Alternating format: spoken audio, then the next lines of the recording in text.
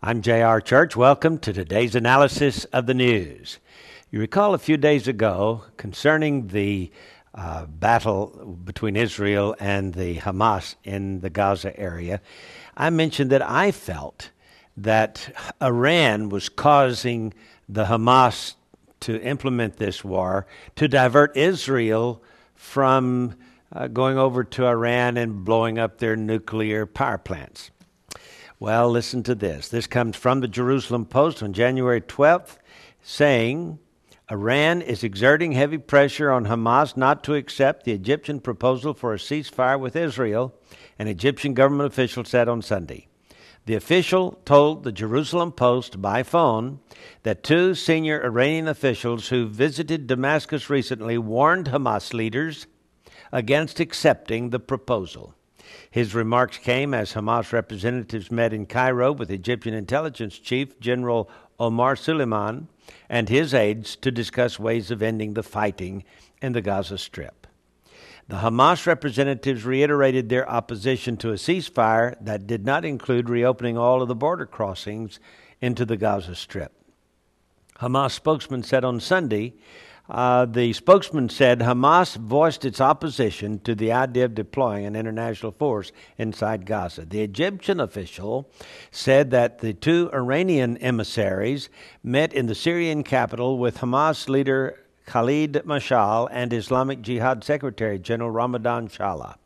As, quote, as soon as the Iranians heard about the Egyptian ceasefire initiative, they dispatched the two officials to Damascus on an urgent mission to warn the Palestinians against accepting it, the Egyptian government official told the Post. Quote, the Iranians threatened to stop weapons supplies and funding to the Palestinian factions if they agreed to a ceasefire with Israel. See, I told you. I didn't have any confirmation of that, but that's what I felt. As I look at the broad situation, I was thinking the Hamas are crazy to do this. Why would they do it at this time? Why would Israel have to go in and try to stop the rockets that the Hamas were shooting into Israel? Because Iran had heard that sometime between the election and the inauguration, Israel needed to go into Iran and blow up their nuclear power plants. And sure enough, that is exactly what is happening. The Iranians threatened to stop weapons supplies. Well, the Egyptian official accused Iran of encouraging Hamas to continue firing rockets at Israel with the hope that this would trigger a war that would divert attention from Iran's nuclear power plants. Bingo.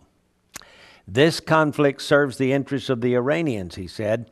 They are satisfied because the violence in the Gaza Strip has diverted attention from their nuclear ambitions. The Iranians also are hoping to use the Palestinian issue as a powerful card in future talks with the Americans. They want to show that they have control over Hamas and many Palestinians. Karam Jabbar, editor of the semi-official Egyptian weekly magazine Ras Al-Yusuf, said that Hamas was caught between the Syrian anvil and the Iranian hammer. The Iranians, he said, prevented Hamas from negotiating a ceasefire with Israel, while the Syrians were blackmailing and intimidating the Hamas leaders in Damascus. History won't forget to mention, he said, and I'm quoting, that Hamas had inflicted death and destruction on the Palestinians, end of quote.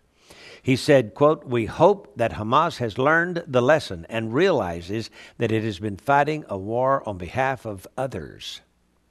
We hope the Hamas leaders will realize that they are fighting a destructive war on behalf of the Iranians and Syrians, end of quote.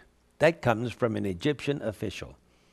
Egyptian political analyst Magdi Khalil said he shared the view of the Palestinian Authority and Egypt that Hamas was responsible for the war in the Gaza Strip. Ever since Hamas seized control over the Gaza Strip in 2007, they turned the area into hell, end of quote. He said also, quote, they imposed restrictions on the people there and even prevented them from performing the pilgrimage to Mecca. The analyst said that the head of the Egyptian General Intelligence Service was right when he recently described Hamas as a group of gangsters. Hamas and its masters in Damascus and Tehran want to spread chaos in Egypt He said they want to solve the problem of the Gaza Strip by handing the area over to Egypt. They want to create a homeland for the Palestinians in Sinai. You know, the Sinai Peninsula currently belongs to Egypt, and the Hamas want to take it over on behalf of the Palestinians. Fat chance of that. He said that Hamas was not only jeopardizing Egypt's national security, but it also destroyed the Palestinians' dream of statehood. So it looks like the two-state issue is dead, at least for the time being. By endorsing the Iranian agenda, Hamas has brought the Iranians to Egypt's eastern border, he said. Hamas has also occupied Hezbollah's policy of entering into pointless adventures.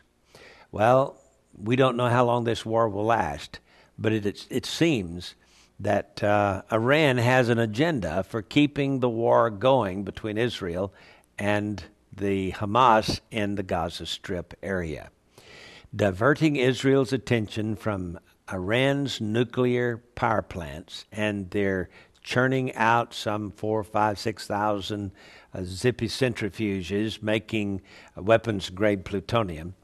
Iran plans to carry out its threat to one day wipe Israel off the map.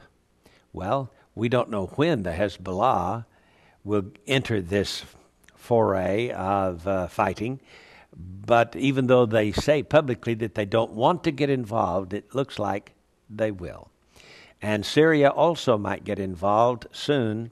This war could widen to the point of the destruction of Damascus, Isaiah 17, and eventually bringing on the battle of Gog and Magog. Could it happen this year? It could. I'm J.R. Church. We'll see you again tomorrow with our analysis of the news.